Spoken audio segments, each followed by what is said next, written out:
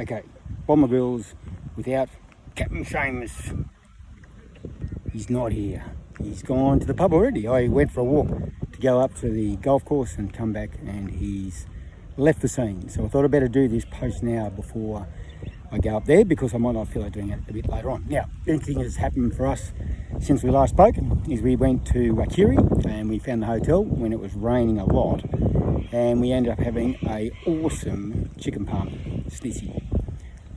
It was big and thick with lots of chips, and so big in fact that it actually makes you wonder where they got them from, and whether in fact chickens, like Chernobyl chickens, or were they in fact pelicans?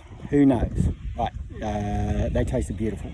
So we scoffed down those like we were not going to get fed for the next 2 weeks. And then wanted back home and stayed in the tent like scared rats as the rain came in. Got up in the morning, all clear. Then headed off to Swan Reach, which is a lovely little town on the Murray. And but on the way here we went to Morgan. Now if it's on your list, go to Morgan. If you don't know, put it on the list. It was a pretty little place with lots of beautiful houses on the Murray, set up high because they obviously can flood at times. The highlight there, went to the little sweet shop or cafe thing there and had the most awesome pie. Ours is in fact a curried sausage and vegetable pie, which is, when you open it up, there was big fat curried sausages and peas and carrots and looked like a meal stuck inside pastry, but it was absolutely beautiful.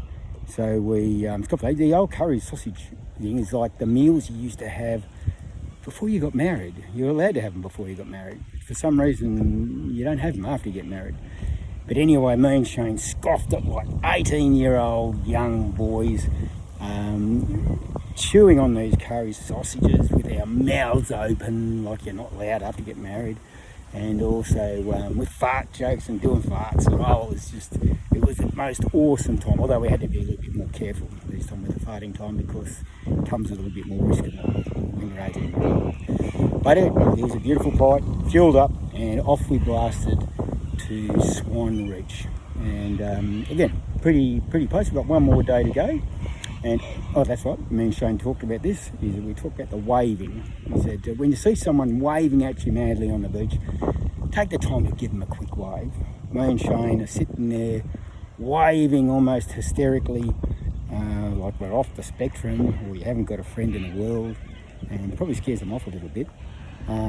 Just expecting a little way. After 700 kilometres, we're exhausted, and we expend that last little bit of effort just to try and get a little wave to inspire us to keep going. And sometimes we do it actually with all the crew in the Tinny Rally. They were very good to start with, but then I think they've worked us out and probably think we're a pair of tools.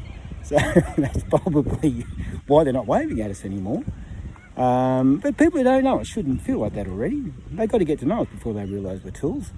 And when we do flay the rhymes around, just raise your hand up, give a quick little flick, and that's enough for us to inspire us to keep going. And if you do that, it doesn't matter if they're tools, or they might just be lonely, or they might be suffering, but every little bit of a wave helps. So come on, Murray River, let's just keep giving it a crack and give them all the wave as we're coming down the river. Anyway, that's enough of that. That's the 3 minutes done.